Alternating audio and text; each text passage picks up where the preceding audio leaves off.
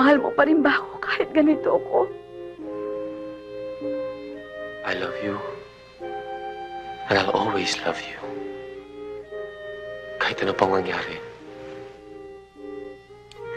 But it's so unfair. It's so unfair.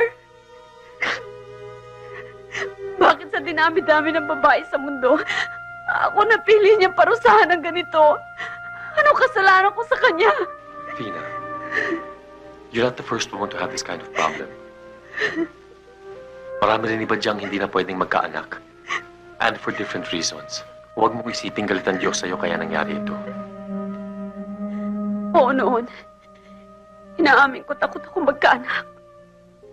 Dahil hindi ko alam kung kaya ko magpalaki ng bata. Pero ngayon, kung kailan gustong-gusto ko na, kailan sabik na ako, tsaka ako na lamang hindi pwede. Kahit kailan hindi maaari. Dahil napakasakit na biro ito. Alam ko. But if that's what God wants, sino naman tayo para sabihin siya ay mali? Malay mo may iba siyang binabalak para sa atin. Hindi lang natin masasabi ngayon. In fact, nagpapasalamat nga ako sa mga biyayang binigay niya sa akin. I've had a good life all these years. Meron akong maganda at mabait na asawa. Tama na sa akin yun.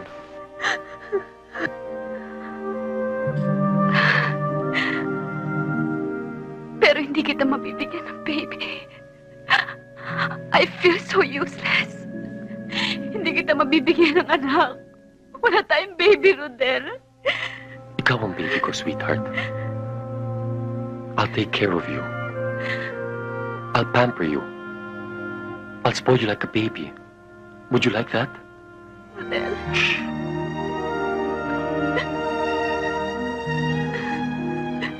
Kung pwede tayo the last 5 years na walang anak, we will survive the next 20 na kahit tayong dalawa lang.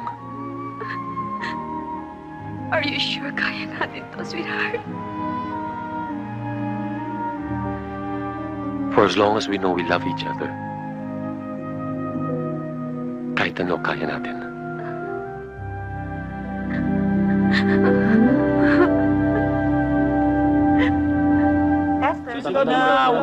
Oo, inaamin ko. Akin nga yung plate number ng coaching sinasabi ni Mrs. Pero hindi ako bumaril sa anak niya. Sinungaling. Nakatalikod ka pero kitang-kita kita. Mrs., sandali lang. Hindi natin masasolve ang problema kung padadala tayo sa mga emosyon natin. Totoo, akin nga yung plate number ng coaching sinasabi ninyo. Pero hindi ako napupunta sa lugar ninyo ng gabing yun. Sandali. Hinuhuli mo ba itong anak ko dahil nakita nung babae yung license plate ng kotse ng anak ko? Eh, hindi po, Congressman. Hindi po. Mrs., kung nais nyo magsampa ng kaso, mag-submit muna kayo ng affidavit. Hindi sa isang emotional confrontation na katulad nito. Eh, nahihiya nga po kami sa inyo, Congressman, dahil kinabala namin pati kayo. Nagpapatulong lang po kami sa aming investigasyon.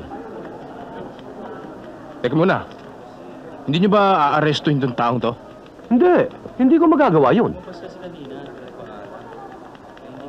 Talagang hindi nyo magagawa yun.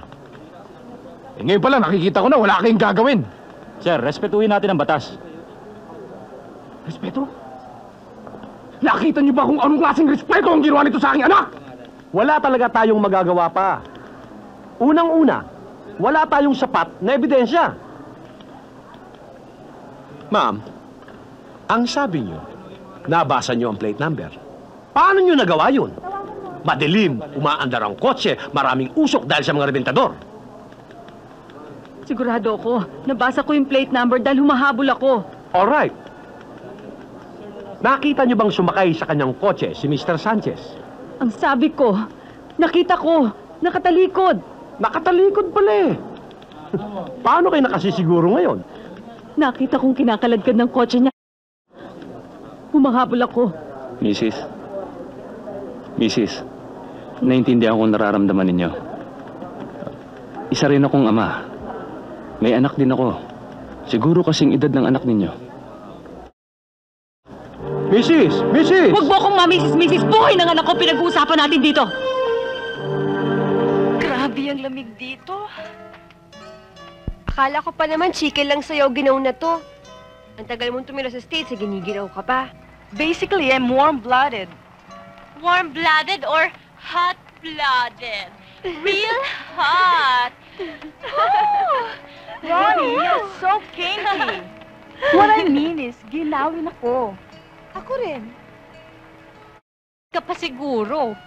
Ano naman ang koneksyon nun? Lahat ba ng mga ginawin, virgin pa? Ako? Hindi. Alam nyo, ang first time ko, boyfriend ko. Gwapong-gwapo. German pa. Isang beses lang.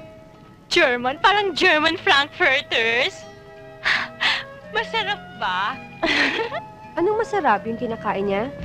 Hindi, yung first time niya. Yung sa akin naman kasi, curiosity lang. Nakakatawa nga eh, dahil first boyfriend ko yun. E di, ikot kami ng ikot.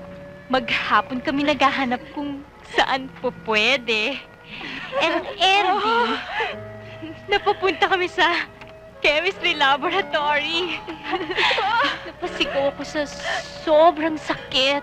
At sa lakas ng sigaw ko, napasag yung 10 test tube. 3 araw akong hindi nakapasok dahil 3 araw akong nilagnat. Eh, ano nangyari sa boyfriend mo? Nagpare. Nagpari pala siya. O, ikaw naman, Hedy, ano? Hay nako, kamuntik na rin ako noon, ano? Paano lahat ng mga kabarkada ko may mga boyfriends na? Eh di naki-boyfriend din ako kahit hindi ko type yung lalaki. Tapos ba naman, pinark yung kotse sa likod ng cultural center. Tapos hiniga ako sa likuran. At gusto akong... Sinapak ko nga siya. Saan mo sinapak? Eh di doon, umuwi nga siya namimilipit eh. Hedy, hindi dapat sinasapak yun. Basta ako, my first time will be with someone I really love. How sweet naman. Tigilan na nga natin to. Umiinit na usapan eh. Kumain na lang tayo. Ang sarap ng hotdog! Si Ronnie talaga.